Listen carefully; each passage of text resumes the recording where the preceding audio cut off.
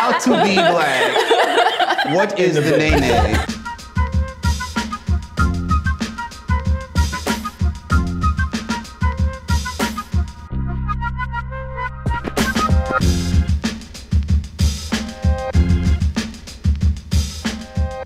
Today's conversation is going to be all about the creative work, and I'm joined today with these lovely creative people who work here at GS&P. When we think about the work that Nike has put out with Serena Williams, Colin Kaepernick, the P&G work with the talk, do we feel like that work has really moved the needle in the way that it should be, or is it sort of a Band-Aid that's put on top of sort of the conversations around diversity?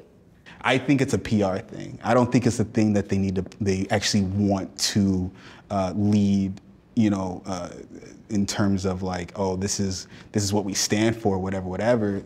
I come from Kentucky, which is like the South, you know, not that many black people at all. So I went to school with people who literally are so closed-minded and borderline racist. So like when they see things like this is their first like look into the black experience. So even though it doesn't come from an authentic place, like I think it still moves some people. I definitely agree with you. I think that there's a way in which, like, I think as people of color, we kind of like take for granted the amount of exposure that people have had to certain ideas and certain experiences.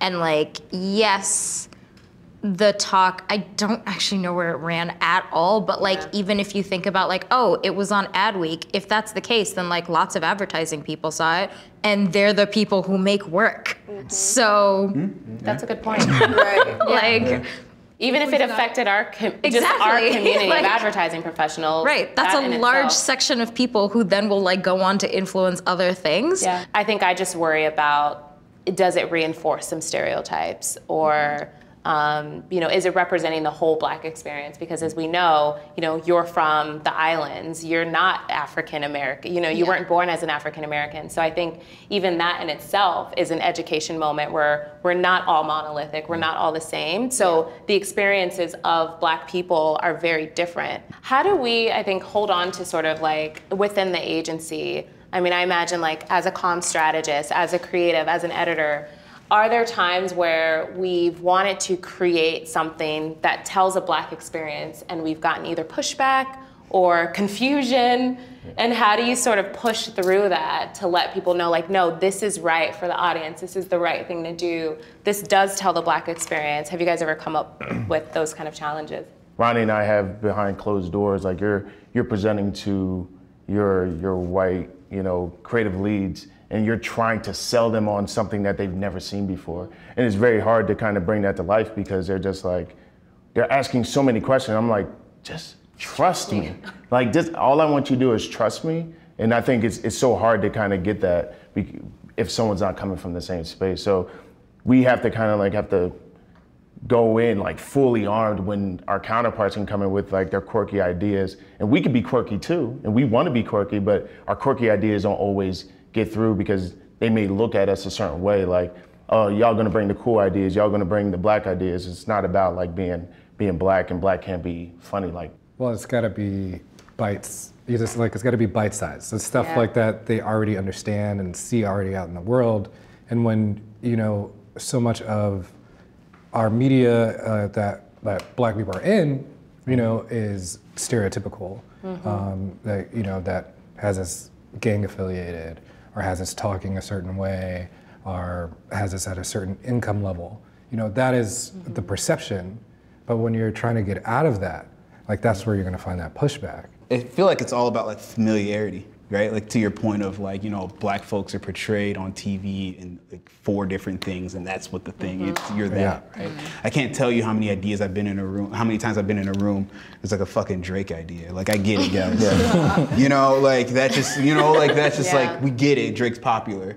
Like, but who's the next thing, right? Like when you see a spot and it's a Sprite commercial and it's like Lil Yachty, and I'm saying to myself, like, who the hell's Lil Yachty? Right. I feel like I fucked up, you know? I know who Lil Yachty is. Well, no, I know who Lil Yachty is but now. he's not like mass popular, right? Yeah, like, no, but like 2 years ago. You guys, with me, I'm the Gen Z person in the office, and Lil Yachty is the king of teens. Hey. Like if I have a vision for Lil Yachty and it had to be brought brought to life by Drake because that's all you can digest, that's a problem. Yeah. You know what I mean? Like, but if you even think about the brands that have done it right, that we've talked about for the last 15 minutes, it's the same agency, right? It's the same place that has done all the Samsung work, has done the, you know, the Nike stuff, you know what I mean? That's done the Sprite stuff. And so clearly like, the people make the work, right? Like what magic have they found that a lot of it's agencies not magic, haven't found yet? it's diversity. Right? You know what I mean? It's like, no, it's like they've been a diverse agency and they've been a diverse agency for a while. We shouldn't be sacrificing like bite-sizable work that makes other people comfortable. But do we feel like we're bringing bite sizes of ourselves to work, or do we feel like we can come into work and be our complete selves? The more that I've kind of brought myself into the work environment, the more I get sort of presented questions to, is this okay? Is this, can you please review this work? Does this feel X? Can you take a look to see if there's like racist connotations in it? You get kind of pigeonholed into these kind of urban questions where people are constantly looking at you to be the Black expert, especially if there's not a lot of us in the industry. The way I look at it is I'd rather be safe than sorry. You know, I don't want to be pigeonholed, but at the same time, I don't want to put out some like bullshit and then they're like, there was nobody Black at that agency to check them. Like, I'd rather be the person to check them or the person to work on it and so that it's authentic and be the person who's in our culture every day and knows it than have someone who's white and has no idea what's going on on our side. this is what I think. What typically happens is you'll bring up something and then they'll be like, I don't see it that way. Like, I mean, we've worked on some things and you know, that brand would be nameless because we were able to correct it before it actually went out. But we saw something in an edit that we were working on and we were just like, this can't go out because it can be perceived or it can be twisted. And everybody at the company, at our company, was like, I don't know, is it really? Like, they second guessed. I was like, well, I feel a certain way. It was a cool scene, it looked cool, but how it could be twisted. All right, before we wrap, one quick final tip from everyone on what is one thing that the agency industry could do to be more culturally relevant in its creative work? I think lowering the cost of entry into the advertising industry. Like, ad school is very expensive, college is very expensive, and if you look at the things that young Black people are doing online, these things are incredibly interesting and cool, and like they're using very little money to do it, and they're really smart. It's just being more open to it. Is like not just feigning interest, but like really opening their hearts to like a different perspective. And like really hearing it out versus just like looking for that catchy one-liner soundbite. Simply put, like hire more diverse staff, right? Like however you do it, whether it's lowering the barrier of entry. I think the barrier of entry is lowered, just not for us. I think that so in the end, it's just like hire us, right? You hire more of us. We know more of us, and then they hire more of us.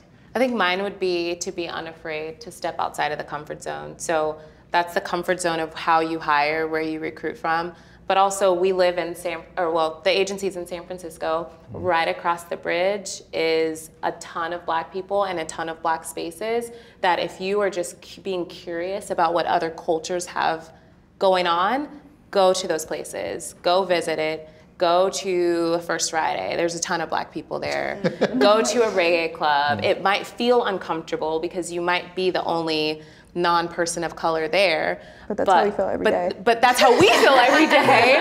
And that's you know, one of the best ways, aside from like, please like get more Black friends, but being immersed in the culture and being comfortable with being uncomfortable is, I think, a really good way to sort of push things That's forward. a good soundbite. Being comfortable with being uncomfortable.